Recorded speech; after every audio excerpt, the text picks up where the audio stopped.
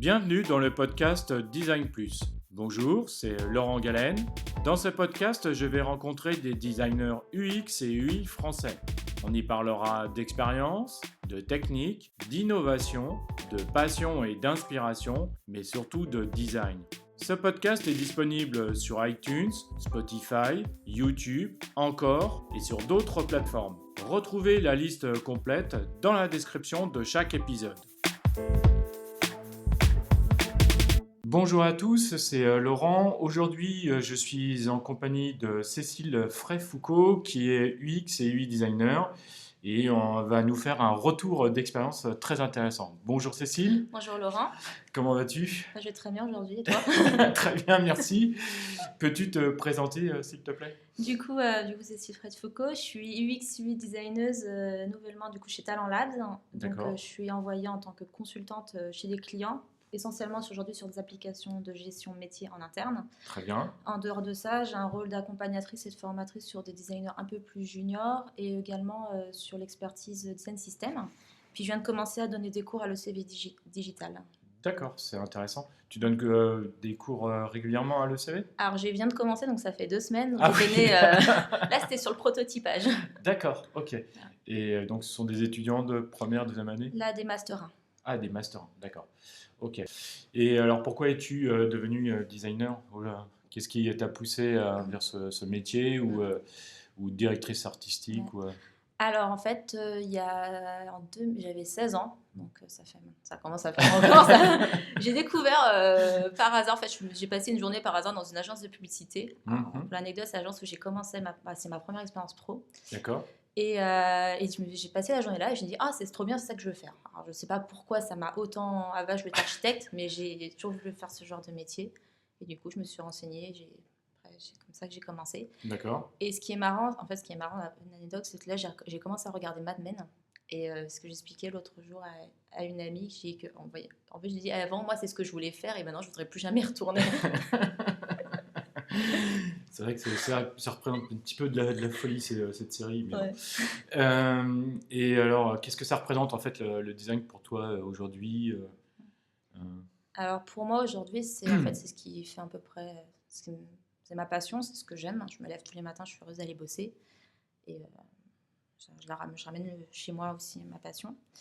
Et en fait aujourd'hui, je me vois pas spécialement comme une créative au sens comme je le pensais avant il y a 10 ans, mais j'ai plus un rôle finalement de passe-plat entre des besoins d'utilisateurs ou business et ce qu'on va devoir réaliser. D'accord. Voilà. Parce que si on a beau faire tout ce qu'on veut, si on est tout seul en tant que designer, si derrière il n'y a personne qui va l'implémenter, le réaliser, c'est comme on peut faire la plus belle créa qu'on veut pour un catalogue ou pour une brochure, mais si elle n'est pas imprimée derrière, ça ne sert à rien. Oui, tout à fait. C'est vraiment... D'accord, ok, mais c'est intéressant. Alors aujourd'hui, nous allons parler d'un sujet qui va certainement intéresser pas mal de personnes, puisque c'est un retour d'expérience. Et alors pour toi, quel est le sujet en fait alors? Alors moi, je voudrais parler en fait de pair design et avant tout en fait de comment rendre le design par l'équipe.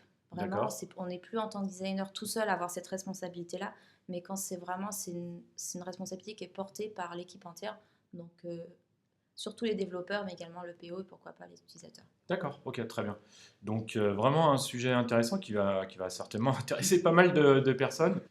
Peux-tu un peu nous raconter un peu, nous faire une introduction, qu'est-ce qui s'est passé, pourquoi ce sujet? Alors, en fait, ce qui s'est passé, c'est que je parlais de la startup où j'ai commencé et j'ai eu un petit problème avec un développeur. On s'est pris la tête parce qu'on n'était pas d'accord. D'accord, ce qui Voilà. ce qui arrivait ou ce qui arrive encore aujourd'hui. Voilà, ce qui arrivait. Bon, ça a fini en... ça a été un peu violent. Un pugilat. C'est vrai en plus. Voilà, c'était assez violent et tout, donc je l'ai très mal vécu. Et en fait, je suis restée 1 an dans cette boîte et j'avais prévu de toute façon de ne pas rester, donc ça ne m'a pas aidé non plus à rester. Et du coup, et à côté de ça, dans ma vie personnelle, je connaissais des développeurs qui étaient très chouettes. Et donc, je me suis dit, c'est pas possible que les développeurs, ça soit des gros cons au travail, désolé pour le terme, mais dans la vraie vie, ils soient super chouettes. Donc, je suis allée dans une boîte de dev pour voir si je pouvais conjurer le sort. D'accord. Et en fait, en allant dans une boîte de dev, je me suis vraiment intéressée à savoir comment travailler, vu que j'étais en minorité, on va dire On était 7 designers pour 400 développeurs dans le ratio. Ouais. Voilà. Pas élevé. Voilà, ratio très très faible. Et du coup, je me suis intéressée comment je pourrais faire en fait pour ne plus me retrouver en conflit, pour que le quotidien soit beaucoup plus intéressant. Et comment, du coup, moi, m'intéresser au développement. D'accord. C'était assez facile quand on est dans une boîte de dev de s'intéresser au développement, mais l'inverse aussi, comment intéresser les développeurs aux designers. D'accord, c'est un sujet très actuel en plus aujourd'hui, Voilà. donc c'est très intéressant. D'accord. Et alors, qu'est-ce qui s'est passé? C'est quoi le travail de l'équipe que vous avez effectué? C'était quel client ou quel type de mission sur lequel vous avez travaillé? Alors, la mission, vraiment, j'ai un retour, un vrai retour d'expérience. C'est sur un client où je suis restée 5 mois. Alors, pour mettre un peu le contexte du client, Oui, bien sûr, vas-y. alors c'est ce que j'appelle un vieux dinosaure. Donc, c'était au sein d'une DSI très poussiéreuse où ils n'avaient pas vu de designer depuis à peu près 15 ans. Ouais. C'est voilà, des équipes. Donc c'est une société qui est, au moins, si tu veux pas citer le nom, peut-être dans quel type de... Alors, si je dis dans le type, on va savoir, mais c'est tout ce qui est télé. Dans la musique, on va dire. Voilà, dans la musique. Voilà, on va dire globalement dans la musique. Voilà, on va s'arrêter juste là. Voilà, ils n'ont pas beaucoup de concurrence. Voilà. Et donc c'était ça. Et on m'a envoyé à la base, parce que j'avais 2 coéquipiers, 2 collègues développeurs qui étaient là-bas. Et eux, ils ont monté le besoin comme quoi ça serait bien qu'on ait un designer parce que c'est un peu la panade, c'est un peu compliqué. Et ils ont réussi à trouver 3 semaines de budget pour, je cite mes anciens commerciaux, pour aller donner un petit coup de polish. D'accord. Ce qui est hyper valorisant. Donc, je suis arrivée pour 3 semaines. Alors, quand on arrive pour 3 semaines chez un client où il y a à peu près 15 ans de legacy, où il n'y a pas de culture de design, où du coup, je suis partie du principe que c'est très court, 3 semaines. Il va falloir optimiser, et le meilleur moyen d'optimiser, ça va être de faire d'auditer ce qui existe, de refaire un mapping de l'application pour vraiment tout remettre à plat, et surtout en fait de faire de la formation sur mes collègues développeurs pour qu'ils deviennent autonomes sur un maximum de choix ergonomiques. Ouais, d'accord, ok. Voilà. Donc c'était vraiment le gros, parce que rester 3 semaines, ça sert à rien de se lancer dans de la super créa de parcours, sur de la recherche, ça vaut pas le coup pour ce genre de projet. On parle de développement sur 15 ans en fait. Et puis sur un délai aussi court, voilà, en fait, sur une période très restreinte. Voilà. D'accord, ok. Et du coup, comment était composée un peu l'équipe Alors l'équipe, du coup, on était donc j'avais 2 développeurs front. D'accord. Il y avait 2 développeurs back, un DevOps et un chef de projet qui n'avait clairement pas le temps de s'occuper de nous. Parce que c'était quelqu'un en interne, c'est ça? C'était en interne, on était en fait tous prestataires sauf le chef de projet, ce qui est le cas de beaucoup de ce type de boîtes. Et oui, concrètement, il n'avait pas le temps. On ne peut pas lui en vouloir de ça, ce qu'il courait, on le voyait courir dans les couloirs, se caler des rendez-vous. D'accord. Et toi, tu étais senior, middle, junior middle. Par rapport aux autres, ouais. Alors, non, les deux développeurs front étaient juniors. C'était leur première mission. Les développeurs back, eux, ils étaient middle, et moi, du coup, les DevOps. Donc, tu étais là aussi pour aider, accompagner en tout cas les développeurs. D'accord. Et qu'est-ce qui s'est passé ensuite dans le déroulement de cette mission? Comment tu es arrivé, etc. Qu'est-ce qui s'est passé? Alors du coup, j'étais censée rester 3 semaines, et en fait, avec cet audit, et en fait, je présentais l'audit. D'accord. Et les retours et tout, et en fait, ils ont réussi à trouver du budget, donc je devais rester 1 mois de plus. Et en fait, j'ai fait 5 mois comme ça, en me demandant à chaque fin de mois est-ce que j'allais rester. Parce qu'il ressortait une enveloppe de budget. Il faisait les fonds de tiroir. Mais bon, c'est bien au final, parce que rester 5 mois au lieu de 3 semaines, c'est clair. D'accord. Et puis il faut savoir aussi qu'aujourd'hui, j'ai quitté la mission, mais on m'a remplacé. Il y a un autre designer qui a pris ma place. Ah, très bien. Voilà, donc ça veut dire qu'ils avaient une véritable volonté, en fait. Quelque part, tu as amené une culture design, quoi. C'est ça, c'était ça. Et en fait, ça s'est pas fait. La culture design, je l'ai vraiment pas amenée toute seule. C'est qu'on a fait une démonstration d'équipe. D'accord. Et vraiment à toutes les phases d'une démarche design. Donc, première chose qu'on a fait en dehors de l'audit, ça a été de mettre en place des. En fait, j'ai fait ça même au tout début. J'ai fait un atelier 6-to-1 du coup avec toute l'équipe. D'accord. Pour mettre en place des grosses briques, donc de l'architecture globale, savoir où est-ce qu'on va mettre le header, où est-ce qu'on met le menu. Vraiment des choses très basiques, mais qui sont importantes pour la suite. D'accord. Et qu'on soit dès le départ aligné là-dessus pour pas qu'il y ait de problématique de dire mais ton truc n'est pas faisable. D'accord, Ok, d'accord. C'est- Et comment ils ont vécu les ateliers Mm. ou comment ça s'est passé, par exemple? Bah, ils étaient assez... alors, mes développeurs front, c'est... alors, ce qui m'a aussi facilité, c'était... je les connaissais avant de travailler Ouais, vraiment sur le même projet, quand on était dans la même entreprise. d'accord, On était... faut savoir aussi qu'un des deux développeurs, c'était un ancien stagiaire et que du coup, bah, on travaillait à côte toute la journée. d'accord, On travaillait au même endroit. Donc ça aide. Et l'autre, on était, entre guillemets, amis avant de bosser ensemble. d'accord. Donc c'est Donc plus ça aide, facile ouais, ouais. d'emmener du monde. Mhm. Et bah, le chef de projet, lui, était content parce qu'au moins, il voyait que ça... Au moins, vu qu'il n'avait pas le temps, faire un atelier d'une heure avec un 6-to-1, on prend une décision que normalement, on met 3 semaines à prendre. Mhm. C'est Ouais, plus intéressant. d'accord. Et bah, DevOps content, pareil, parce que ça le sort de ses... En fait, les développeurs back, ça les sortait aussi un peu de leur quotidien, donc ils étaient contents de prendre part à ce genre de décision. D'accord, ok, d'accord. Donc c'était D'accord, assez intéressant. d'accord. Et alors, comment tu as procédé? Donc, Mm. tu disais que tu avais procédé par différents ateliers Mm. avec Six to One. Mm. Et qu'est-ce que tu as fait après? Après, le Six One, c'est bien et tout, ce genre d'atelier pour mettre un cadre, mais D'accord, faut aller voir les utilisateurs. Les utilisateurs, si je dois citer ce que j'ai entendu, il n'y a pas de culture dont on va voir les utilisateurs, il y a des experts métiers. Moi, on m'a sorti que les utilisateurs, quand j'ai parlé la première fois d'aller les voir, ouais, mais on peut rien leur demander, ce sont des chèvres. C'est violent, hein. Ah oui, c'est violent, C'est effectivement. vraiment, on Ouais. est dans un contexte, faut vraiment se rendre compte de ce genre de contexte, c'est des vrais contextes qui existent et que, en tant que designer, on est on est la cinquième roue du carrosse et Hmm, on n'est pas censé être là. Donc d'accord. j'ai réussi après 1 mois et demi d'harcèlement. Donc du harcèlement, c'est aller voir tous les jours les gens pour leur dire je peux aller voir les utilisateurs, je peux aller voir les utilisateurs, je peux aller voir les utilisateurs. Donc, et j'ai pu avoir un accès aux utilisateurs et donc j'ai tout de suite emmené mes petits développeurs avec moi, je leur ai proposé parce que ça vous intéresse. En amont, on a fait une petite formation d'1 heure où je leur expliquais concrètement qu'est-ce que c'est un interview utilisateur, qu'est-ce qu'on allait faire et comment ça se déroulait. D'accord. Eux, également leur posture, en leur expliquant bien qu'à la fin en fait, de l'interview, je leur laisserai 10 minutes, un quart d'heure, en fait, le temps qu'ils ont besoin pour poser toutes les questions qu'ils veulent. D'accord. Donc on a fait comme ça, on a fait de l'interview Intéressant. et du Hmm, shadowing. d'accord. Et les utilisateurs, les développeurs, ils étaient fous parce qu'ils disaient mais c'est pas possible qu'on traite des gens de cette manière en fait. D'accord. C'était parce qu'ils ont vu les interfaces sur lesquelles ils travaillaient, toutes les règles totalement absurdes d'ergonomie, de gestion des erreurs, le texte, les données écrites en patte de mouche, Hmm, hmm, hmm, hmm. les utilisateurs qui disent mais on voit rien donc on est obligé de zoomer sauf que c'est pas responsive donc les boutons d'action sortent de l'écran. Ah ouais, Voilà, bien sûr, d'accord. voilà, comment ils recueillent, comment ils ont les données, qu'ils Hmm, font encore, ils envoient encore des fax, donc ils ont vraiment eu conscience les petits développeurs, ils ont vraiment conscience de qu'est-ce que c'est vraiment le quotidien des utilisateurs. Et quand les utilisateurs râlent parce que ça fonctionne pas, c'est pas parce qu'ils aiment râler, c'est hmm. parce que pour eux c'est un vrai handicap. Et il faut aussi prendre vraiment conscience que nos utilisateurs, ils travailleraient sur chaîne en usine, ça serait globalement la même chose. D'accord. Parce que Ah quand ouais. les interviews, on se rend compte que ça fait 15 ans qu'ils remplissent le même formulaire. D'accord. Ok. Donc c'est vraiment des Hmm. contextes, Ouais, c'est très compliqué, surtout si ouais. certains utilisateurs, j'imagine, qu'ils Mm. ont besoin de se connecter soit une fois par semaine Mm. ou une fois par mois ou Mm. pire, une fois par jour. Mm.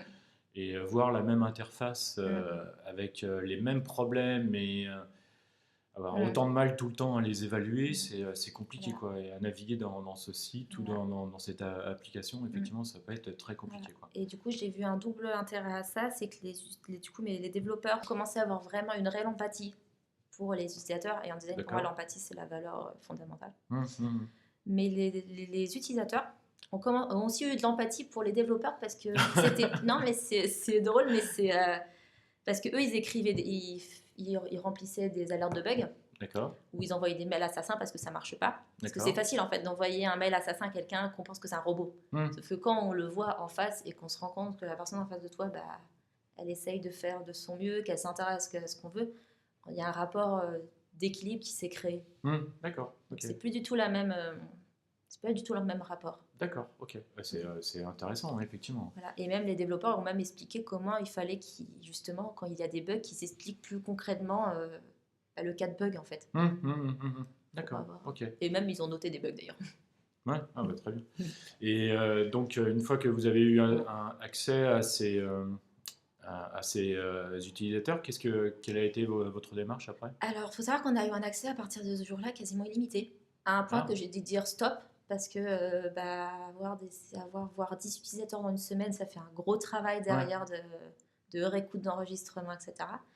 Et donc, on a fait ça, j'ai fait mes synthèses d'entretien, etc.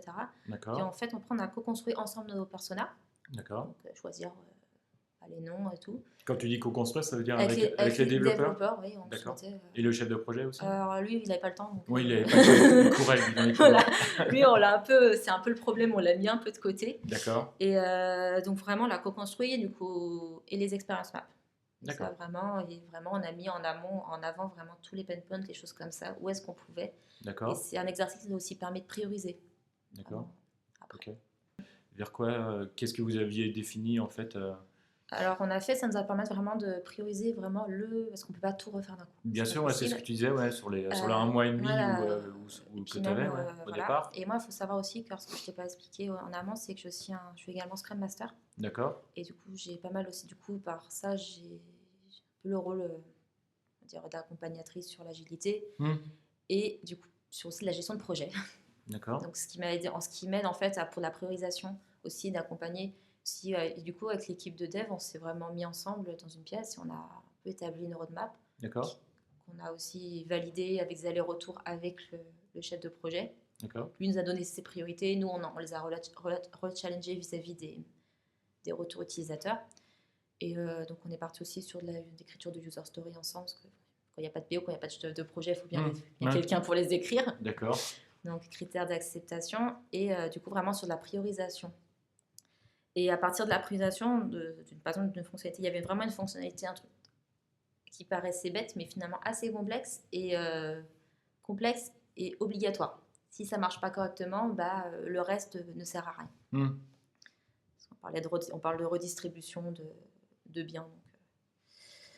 Et donc on a vraiment axé. Donc j'ai fait un gros atelier. Alors ça c'était vraiment très chouette, un gros design studio.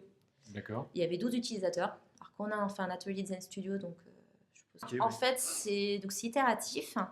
Et l'idée c'est d'avoir plusieurs équipes, plusieurs groupes multidisciplinaires qui travaillent sur des phases d'idéation ensemble. Donc à la fois en étant des phases de chacun de son côté. Et j'oublie toujours les termes de ça. Chacun de son côté et après on remet les idées ensemble de D'accord, manière itérative du coup d'accord, et en faisant des partages entre les groupes. Donc d'accord, l'idée c'est qu'on a un groupe de 3-4 personnes qui réfléchissent à un certain nombre d'idées ensemble. Après elles les partagent à un autre groupe. Donc chaque groupe partage et à d'accord, partir de ce qu'on a eu comme retour des autres groupes, on fait de nouvelles itérations dessus.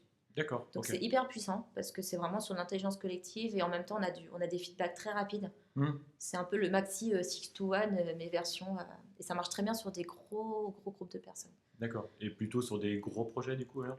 Moi tout type de projet, même sur du D'accord, service, mais quand on a un gros panel d'utilisateurs, c'est assez puissant je trouve. d'accord.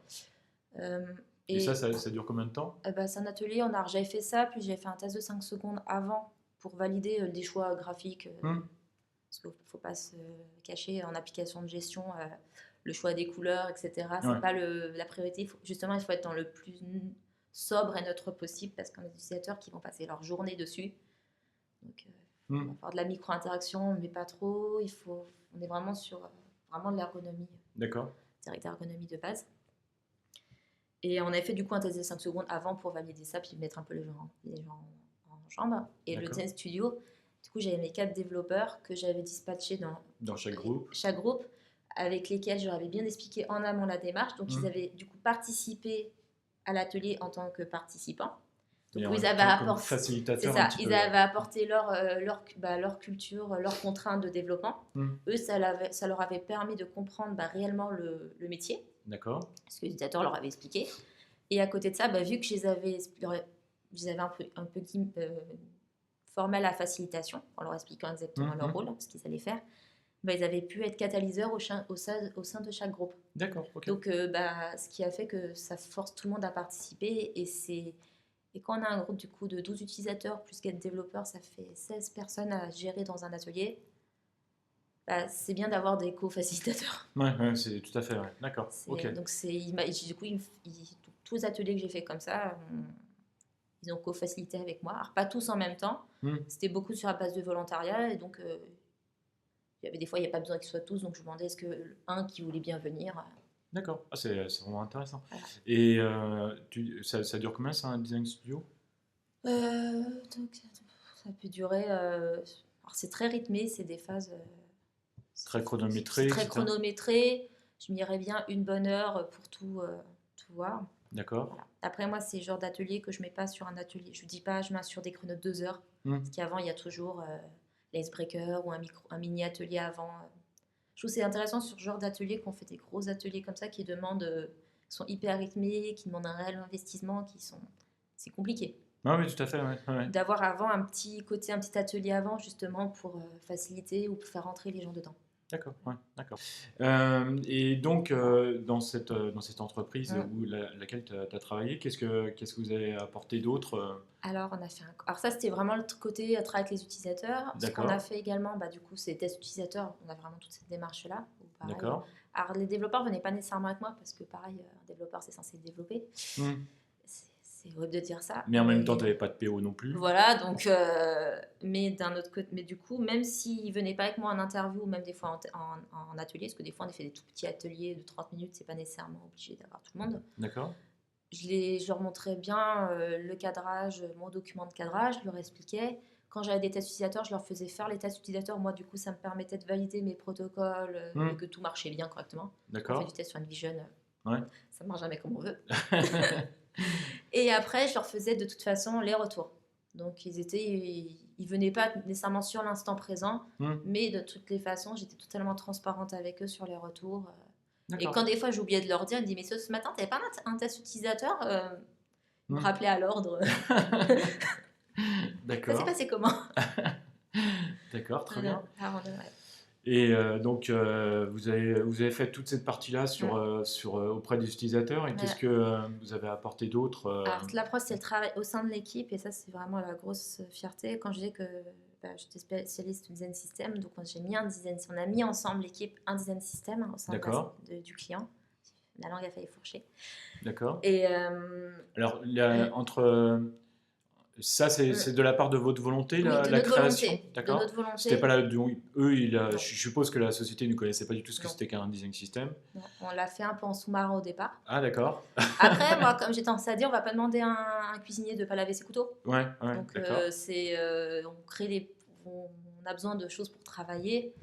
On peut pas, si on veut qu'on travaille avec de la qualité, qu'on produise de la qualité, il faut nous laisser aussi les moyens de le faire. D'accord. Donc, on l'a commencé. On l'a fait aussi remonter aussi. C'est un besoin qu'on a fait beaucoup remonter aussi en rétrospective. D'accord. Donc, le chef de projet venait en rétrospective. Donc, c'est aussi un moyen pour nous de lui donner nos retours. D'accord. Et du coup, il a assez vite validé ça, ce qu'on lui a montré. Moi, entre guillemets, je triche un peu. Mais je suis conférencière en conférence tech, donc de développeur. Et je présente le sujet design system en conférence. Donc ça me donne une légitimité d'en parler. Alors pour moi, il ne faudrait pas être obligé de faire ce genre de choses pour être légitime d'en parler. Mais tu vois, je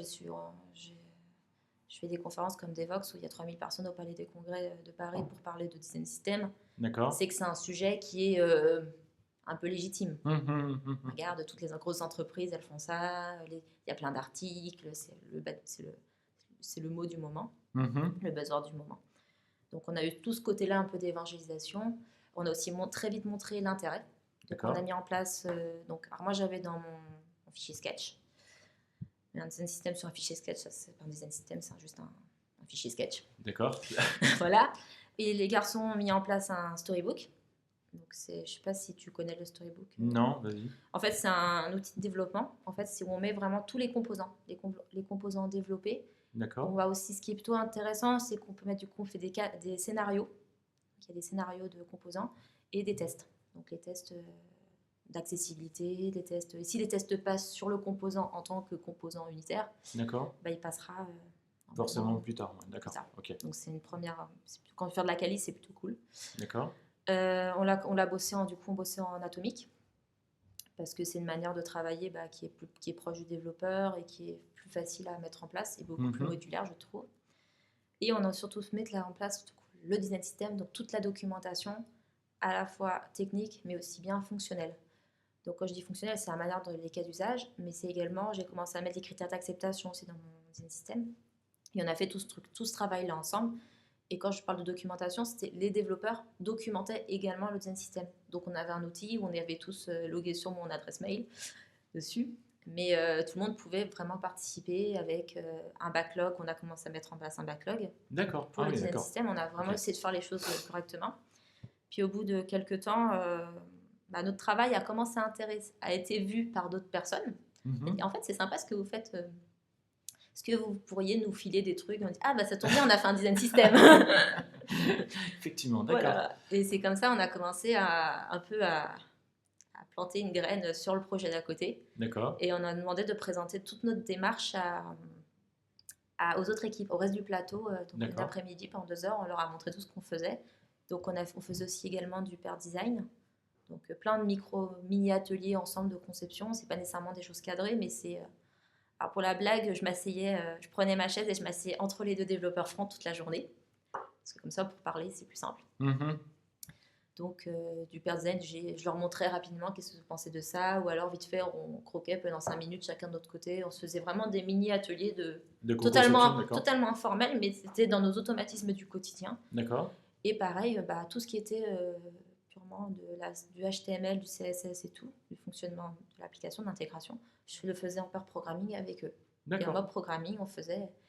Et ça nous a permis d'avoir du pixel perfect avec assez peu d'efforts. Au début, ça demandait de l'effort parce que c'est des habitudes à prendre.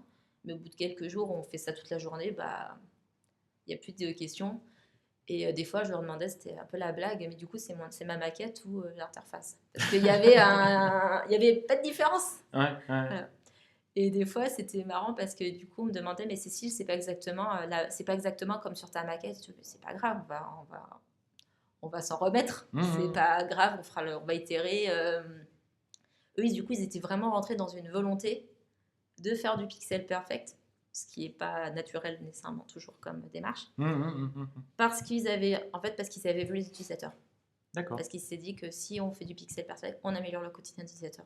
Ouais, c'était un cercle vertueux dans lequel on est rentré. D'accord, ok, très bien. C'est très intéressant. Et entre le moment où vous avez commencé à travailler en sous-marin sur le design system et le moment où vous l'avez présenté, il y a eu un délai de combien de temps à peu près? On a travaillé au sous-marin on a fait des sprints de 2 semaines, on a travaillé à peine un sprint. D'accord. Donc ça a été très court, c'était plus, on l'a fait vraiment. Je m'écarte un peu du design system. Moi, j'aime bien avoir l'idée du composant ambassadeur. Alors, c'est quoi? Alors j'ai inventé, je suppose que ça doit avoir un vrai nom quelque part. C'est en fait voir le composant, si on le change, si on le fait intégrer si on prend une démarche design system pour ce composant-là, c'est-à-dire qu'on le factorise, et on va avoir un impact réel visuel. Voilà. Et souvent, c'est le bouton. Parce qu'il y a plein d'applications où il y a un primary button qui a à peu près 4 têtes différentes par page. Parce qu'on l'a redéveloppé autant de fois. Et c'est vraiment... donc on a fait ce travail-là, on a pris... Pour le coup, c'était aussi un button. Je sais pas pourquoi, c'est le quatrième... J'ai bossé sur 4 design systems où ça a été le composant ambassadeur. Mais je pense que le bouton, en fait, c'est l'un des... je sais pas, c'est l'un des, comment dire, des composants maîtres d'un... Je dirais pas d'un design system parce que j'ai jamais travaillé sur un design system, mais que ce soit dans un site ou dans une app, c'est ce qui crée l'action. Ouais, c'est ce qui crée souvent l'action, donc effectivement, ou alors les flèches, mais les flèches, c'est très difficile, quoi. Voilà. Donc le composant ambassadeur, c'est notre bouton. D'accord. Donc, on a mis en place les couleurs et du coup on l'a montré, et du coup on a fait une démonstration. On dit le coût n'était pas tant élevé que ça pour faire ce travail-là. D'accord. Voilà. Puis en fait, ce qui était vraiment très chouette, c'est que le chef de projet, au début, il nous a très vite laissé autonome. Il nous a fait confiance très vite. Ce qui est bien. Voilà, parce qu'en fait, il s'est rendu compte qu'il n'avait pas besoin de nous micromanager. D'accord. En fait, parce qu'on était autonomes nous-mêmes, parce qu'on avait une volonté de bien faire, donc on se donnait les moyens de le faire. D'accord.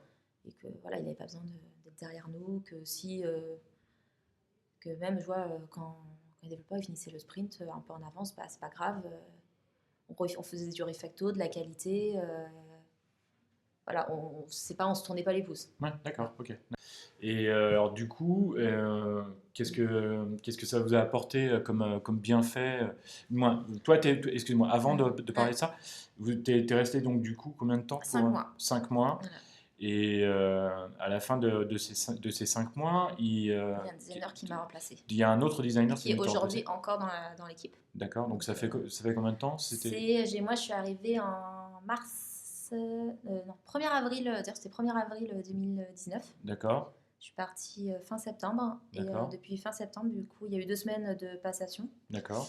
Et alors pour l'histoire, la personne qui a remplacé, la designeuse qui m'a remplacée, c'était mon alternante. Qui venait de signer son CDI et que j'ai voulu à tout prix mettre dans cette mission-là. Pourtant, c'était pas du tout un contexte facile pour un junior parce que le contexte de l'entreprise est pas simple, qu'il n'y a pas de PO, que du coup, en tant que designer, tu te retrouves à faire. Moi, je faisais PO également parce que je travaille sur de l'improvisation, sur l'écriture du user story et tout.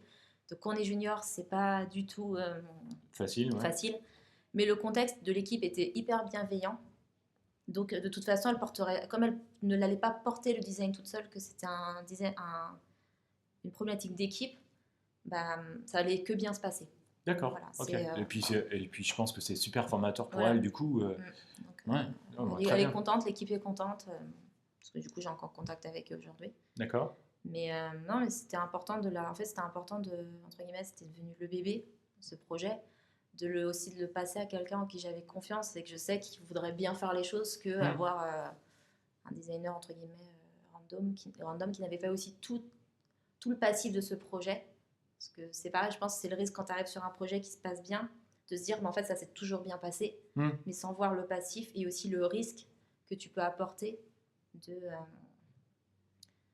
pas se rendre compte que ça s'est pas toujours bien passé. Je sais pas si tu vois ce que je veux dire. Oui, je vois. Des fois, ça se passe bien, on change d'interlocuteur et il suffit qu'il y ait un mot mal placé ou qu'on aille un peu trop loin ou qu'on fasse ça peut remettre très vite en question. Et puis après, voilà, il y a dans la vie, on peut pas être face, on n'est pas souvent face à la même personne et puis après, c'est une question de feeling aussi, j'ai envie de dire, avec les gens. Le client, ça l'a rassuré aussi, parce que j'étais totalement transparente avec le client pour dire qu'elle était junior, mais du coup, ça l'a rassuré de dire que je la connaissais bien, que je l'avais formée, parce que j'ai sans doute fait plein de bêtises en tant que tutrice, mais un maximum dans la même philosophie, en fait, pour qu'elle travaille comme ça. Donc ça rassure le client aussi. D'accord. Et alors, on va parler un peu des bienfaits. Qu'est-ce que tu en retires, toi, de cette expérience au bout de 5 mois d'intervention ? Moi, c'est de la fierté. D'accord. La fierté, parce que les utilisateurs, on leur montrait notre travail au fur et à mesure, on leur a fait tester. Et quand un utilisateur te dit, en fait, c'est exactement ça dont on a besoin, toute l'équipe, on est heureux. Oui, bien sûr, tout à fait. Non, mais c'est vrai. Non, mais c'est essentiel, c'est important, je pense, de se dire, je suis fier d'avoir fait ça. Quoi. Voilà. Et l'autre fierté, c'est moi, le jour où j'ai annoncé à l'équipe que je partais, c'était pas du tout sûr que quelqu'un me remplace, parce que problématique de budget, problématique de... c'était pas vis-à-vis du contexte. Et ils m'ont dit, mais en fait, Cécile, tu pars, mais on va se battre pour aller voir les utilisateurs. Très bien. Quand on ira interviewer les utilisateurs nous-mêmes. D'accord. Mes développeurs qui m'ont dit ça un matin, j'étais là. D'accord. Voilà, donc c'est plus le même rapport. Hein. D'accord. Et par rapport à l'équipe qui était en interne déjà dans cette société, ou aux autres équipes, ou au plateau, qu'est-ce que ça a apporté Alors nous, on était un peu un ovni. D'accord, au départ. Je pense qu'ils sont toujours, c'est toujours un ovni chez les clients. D'accord. Mais après, il y a aussi, c'est par des petits pas aussi qu'on fait changer les choses. Je sais que le DevOps bosse sur plusieurs équipes en même temps. Lui, ça lui fait du bien de bosser avec l'équipe parce que c'est pas du tout. Les autres, c'est plus du cycle en V. D'accord. On essaye de bosser sur du cycle court itératif. C'est pas exactement la même démarche. Après, c'est plus c'est de l'ambiance au boulot. D'accord. Quand on est une équipe soudée, qui bosse dans une même direction, ça crée plein de bienfaits. D'accord. Ok.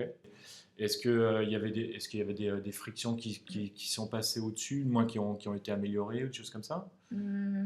Oui, en fait, parce que tout simplement, on a en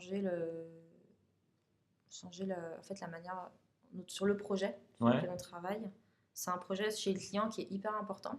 d'accord. Donc c'est un peu le paradoxe de dire que c'est un projet qui est hyper important, mais pas avoir de budget.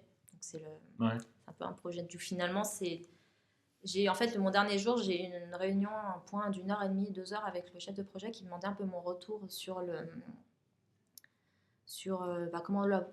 j'avais vécu mon expérience au sein de l'entreprise, ce que je trouvais bien, moins bien, etc. Parce que lui, c'est intéressant d'avoir justement ce feedback-là. Et oui, donc on en a parlé, et lui, il me disait qu'il était content parce qu'il nous a laissé faire en prenant lui un risque. Parce que du coup, quand on est manager dans ce genre d'entreprise et qu'on est responsable, ce qu'on doit faire, c'est faire du micromanagement, pointer, faire des reporting du jour hmm. homme, limite à l'heure de développement de features. Ouais, d'accord. Ouais. On est vraiment là-dessus. Puis vous connaissez pas en plus? Il ne nous connaissait pas, donc il a pris le risque de nous laisser en fait faire ça. Et lui, c'était aussi une manière de prouver à lui, à son management, aux 6 autres échelles de management de l'entreprise, au-dessus de lui, que si on laisse une équipe libre et être autonome, et du coup responsabiliser les gens, ça marche beaucoup mieux. Oui, donc pour lui, c'était. C'était un peu le crash test. D'accord, Voilà. ok, d'accord. Mais c'est bien parce Ouais. que du coup, je pense que ça a apporté ses fruits, hein. Est-ce que chez eux, dans cette société, ça a amené un changement par rapport à leur mode de conception ou de fonctionner tout simplement aussi? Alors, pour te dire le contexte quand on parle de, moi je bossais sur la refonte d'une application D'accord. qui a commencé à être mise en dev il y a 15 ans Ouais, et qui commence à être mis en prod maintenant. d'accord, ok. Donc on est sur du legacy, on est sur des échelles de 15 ans. D'accord. La moindre décision, du coup, c'est... quand je suis arrivée, j'ai demandé d'avoir des accès à des choses. Aujourd'hui, je sais qu'ils n'ont toujours pas accès parce qu'il faut que ça passe en commission. D'accord. Ah oui, Oui, donc donc ça veut dire que c'est un réel problème politique oui. et économique, quoi, en Voilà, fait, c'est ça. cette application. C'est des contextes. Alors, c'est pas, le contexte là dont je parle, c'est pas du tout. C'est quelque chose qui est très généralisé dans Hmm, les grosses entreprises, soit le milieu bancaire. J'ai des collègues qui me parlent de trucs totalement absurdes dans le milieu bancaire, notamment. En fait, toutes ces grosses boîtes, hmm. ça fonctionne sur. C'est des boîtes, le client là, ils avaient 300 applications en interne. D'accord, Donc, ok, d'accord, ok. Ouais, c'est des espèces de machines de guerre, au contraire, c'est un peu rouillé tout ça. ouais, ouais. C'est vraiment du dinosaure, on parle de temps, on n'est pas du tout sur de l'agilité, on n'est pas du tout... Donc nous, on a été un peu un projet pilote, on était une expérimentation, un truc un peu bizarre. D'accord. L'OVNI, quoi. Ce que tu L'OVNI, disais, c'est ça, on ouais, était ouais. l'OVNI au sein du plateau de toute la DSI.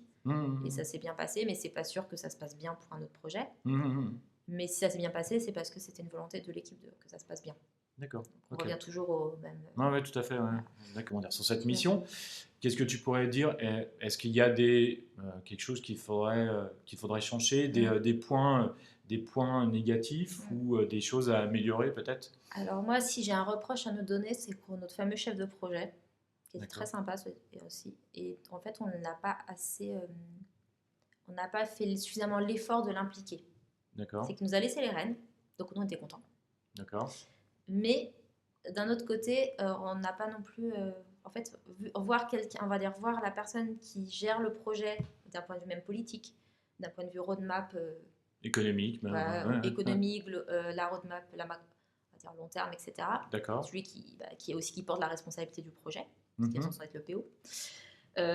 Qu'on le met pas dans tout, c'est-à-dire que le voir 5 minutes toutes les 2 semaines, ça suffit largement pas. Ouais. Moi, je lui courais après, des fois, je faisais le pied de grue devant son bureau d'ailleurs, pour le choper quand il revenait. D'accord. Et le risque, c'est que quand on fait la démo, qu'on fait les reviews, les démos de ce qu'on a développé, de ce qu'on a produit, de toute la démarche, qui est un rejet. D'accord. Parce que c'est pas ce à quoi ils pouvaient s'attendre. Parce que il y a un problème de compréhension et quand il y a un rejet, ça remet tout en cause. Ouais, bien sûr. Ouais. Et voilà, c'est vraiment le risque. Moi, si je devais sans doute avoir ce genre de contexte-là, plus me battre pour impliquer justement le PO, quand il y en a un, et le chef de projet, si c'est un chef de projet, la MOA, la personne qui est censée être référente du projet. D'accord. C'est vraiment le gros risque, c'est avoir un rejet et puis Puis aussi, je pense, alors ça, c'était pas le cas là, mais je vois comme risque, c'est que quand une équipe s'approprie le produit, d'une certaine manière, la personne qui en est entre guillemets responsable se sent dépossédée. Ouais, Donc il peut y avoir des problèmes d'ego aussi. Hein, ouais, tout à fait. Ouais, surtout d'après ce que tu Ouais. disais, il y avait des problèmes un petit peu politiques entre guillemets. Donc effectivement, si la personne est impliquée dans la hiérarchie de la société, ça peut être tout de suite très compliqué. C'est le genre d'entreprise où quand il y a un changement de DSI, des projets vont à la poubelle parce qu'ils marquent son territoire. Donc voilà, c'est vraiment la grosse problématique, c'est des problématiques de contexte. Est-ce qu'il y aurait des pain points par hasard que tu pourrais mettre dans cette expérience, pardon? Alors, ce qu'il faut, en fait, si ça marche, ça marche. Pour que ça marche, il faut vraiment avoir une validation du management. Alors ça, on l'a eu parce qu'ils nous l'a laissé le faire. Ouais, d'accord. Donc ça, c'est pas fait en un jour. Hein. Moi, ça fait 5 mois de mission. C'est pas en 2 semaines. Ce qui est important, c'est qu'on parle de charge de travail, de planning, de sprint planning, de capacité de production. Donc, il faut vraiment que faire du pair design, faire de la recherche utilisateur, faire sortir les développeurs du développement. D'accord. C'est des choses qui demandent du temps. Donc, il faut que ça soit réellement prévu au sein du sprint planning. D'accord. Donc, on avait ce qu'on faisait au quotidien de manière totalement... voilà, parce que ça fait partie des discussions, parce que c'est le quotidien. D'accord. Et après, organiser un atelier utilisateur de 2 heures, aller passer une demi-journée auprès des utilisateurs, ça demande du temps. Donc ça, on le planifiait dans le sprint planning, dans la charge. D'accord, ok, d'accord. Ah oui, effectivement, faut le prévoir. Moi, j'ai déjà fait effectivement des design sprints et effectivement, je n'avais pas prévu du tout le temps de préparation en tout cas. Voilà, donc il faut prévoir au niveau du sprint planning, dire attention, ce sprint-là, on va aller faire une demi-journée voir les utilisateurs, refaire un atelier Design Studio de 2 heures. Prévoyez-le, on l'écrit, même on l'écrit parce que ça fait partie des choses, on le fait, donc faut que ça apparaisse quelque part. D'accord, ok, très bien. Voilà. C'est vraiment la transparence.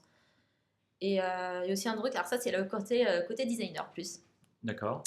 C'est faut vraiment, moi c'est quelque chose, c'est un sujet aussi dont je parle beaucoup aussi en conférence et je passe beaucoup de temps au milieu des développeurs. Et eux, c'est qu'en tant que designer, on doit vraiment faire confiance à l'équipe. Se dire, c'est pas parce que les développeurs donnent leur avis sur du design qu'on est dépossédé de notre valeur de designer. D'accord. Parce qu'en fait, notre boulot, c'est de leur expliquer. Leur dire, ça fonctionne par rapport à telle loi. Moi, ils étaient devenus pros de la Gestalt. Hein. D'accord. Voilà, ils étaient capables ils s'auditaient eux-mêmes. Des fois, je leur demandais, mais du coup, à ton avis, pourquoi ce bouton-là, ce truc-là va pas là exactement? Oui, parce qu'il y a la loi de proximité. C'était capable de... Voilà. Donc ça ne m'enlevait pas ma valeur de designer, mais eux, du coup, ils devenaient aussi responsables et je leur faisais totalement confiance là-dessus. Puis, mine de rien, quand on fait de l'UX et de l'UI, une journée ne suffit pas. Donc, déléguer, c'est plutôt intéressant pour avoir le temps de faire, par exemple, des interviews. Analyser des interviews, ça demande du temps. Si j'ai besoin de faire toutes mes maquettes, j'ai le temps pour faire les interviews. Ouais, puis eux, ça les fait monter en compétences et puis vous parlez le même langage aussi. Voilà, c'est ça. C'est intéressant. Donc c'est vraiment en tant que designer, faire confiance, ne pas hésiter à déléguer, se dire c'est pas parce que les développeurs vont faire du design avec des guillemets qu'ils vont être designers, qu'ils vont nous prendre notre boulot. Et puis, puis la plupart des développeurs, c'est aussi leur passion, le dev, donc ils vont pas, il y en a peu qui vont se dire demain on devient designer. Quoi. Voilà, moi j'en connais un, mais c'est... Ouais, c'est parmi une centaine ou des milliers, ouais. Tout à fait d'accord. Voilà. Et en fait, tout ça marche que si ça vient réellement de l'équipe. Il faut que ça soit une volonté, il ne faut pas qu'en tant que designer ou en tant que développeur, quel que soit, ou PO, alors surtout pas en tant que PO, que ça soit quelque chose qui est obligé. C'est vraiment tout le temps sur la base de volontariat. D'accord. Voilà, puis de la confiance et puis de l'échange aussi. C'est ça, de la base du volontariat.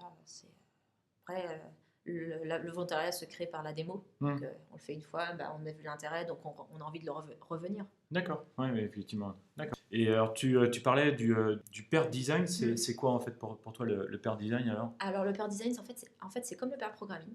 D'accord. Si tu vois, non, si tu peux nous expliquer. Alors, pair programming, en développement, il y a le pair et le mob.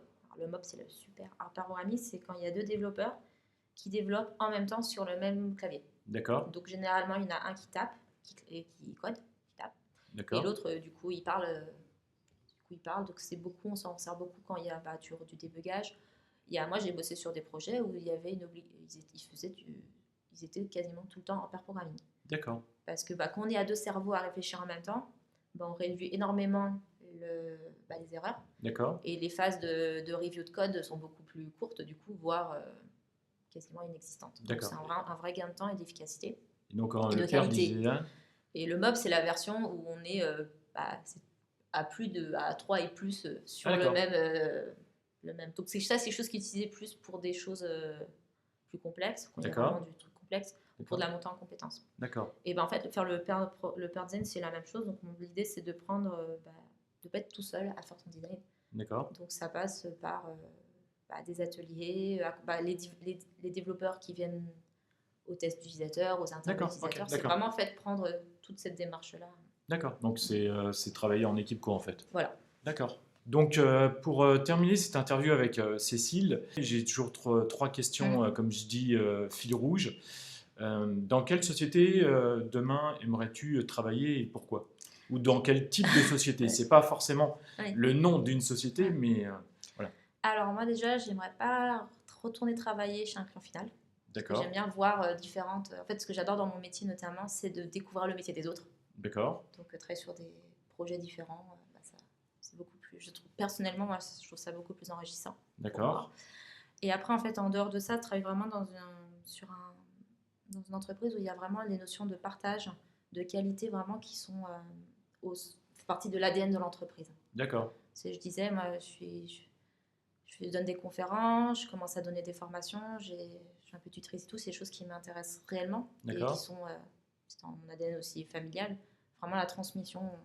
D'accord. Donc peut-être pas retourner sur le type de mission chez un dinosaure, par exemple, entre guillemets. Si. Moi j'aime bien en fait. C'est le genre de problématique que j'aime bien. En fait, on travaille plus sur des. Moi, finalement, aujourd'hui, dans le rôle de designer, je trouve qu'on a souvent notre premier produit qu'on a, c'est le contexte.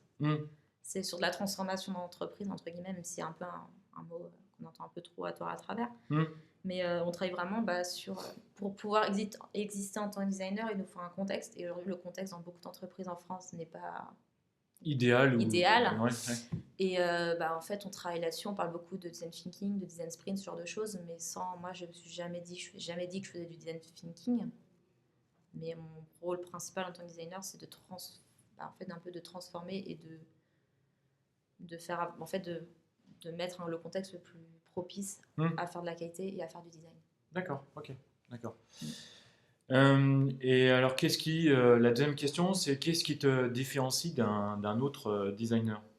Alors moi, mes collègues m'ont appelé un jour Scrumux. Parce que du coup, d'accord. Je suis Scrum Master, donc designer Scrum Master, c'est pas voilà. Ah oui, Scrumux, Scrum et UX, d'accord, ok. Ça. Donc un jour, j'ai un coach agile qui m'a dit que j'étais agiliste. Ah, d'accord, ok. Voilà. Donc c'est vraiment ça. Aussi, le fait que je travaille, que je suis... En fait, au quotidien, je suis beaucoup plus avec des développeurs, autant professionnellement que personnellement. D'accord. Bref, de temps en temps même, elle a des meet-up de dev parce que je rejoins des copains, entre guillemets. Mais je suis speakeuse dans des conférences tech. Je suis dans une boîte de développeurs, parce que où je suis aujourd'hui, ça reste ça. D'accord. Je suis beaucoup plus dans cette communauté-là que la communauté des designers. D'accord. Paradoxalement. Alors que je suis designeuse. D'accord. Et, voilà.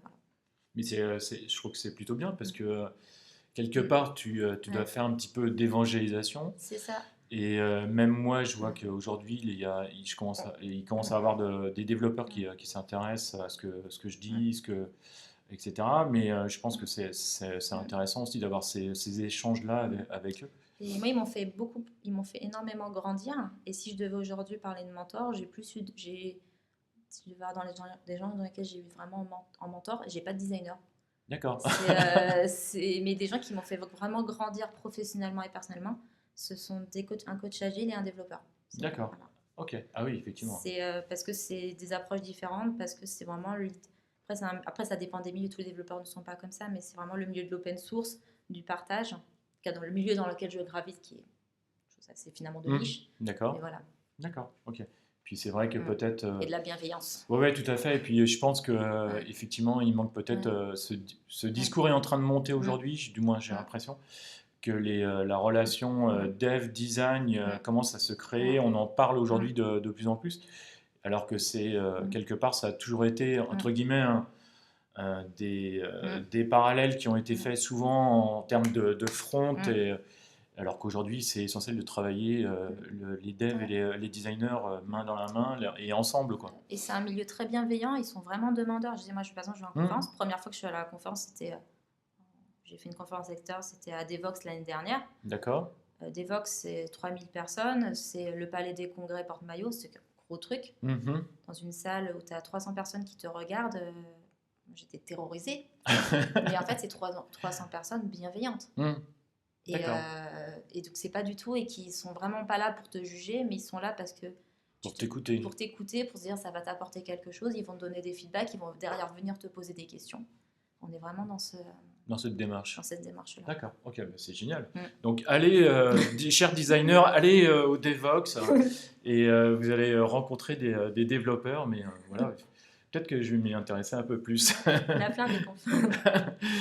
Et alors la dernière question, c'est comment vois-tu ton métier dans 10 ans ? Alors moi, pour faire un petit retour en arrière, il y a 10 ans, comme je disais tout à l'heure, moi j'ai commencé je voulais être directrice artistique, concepteur, rédacteur, je me voyais dans une grosse agence et tout, avant que je les chante. Et jamais de la vie on m'aurait dit tu vas aller bosser sur de l'application métier. De toute façon, je ne savais pas ce que c'était. Ouais, d'accord. Des utilisateurs, on ne parlait pas d'utilisateurs il y a 10 ans.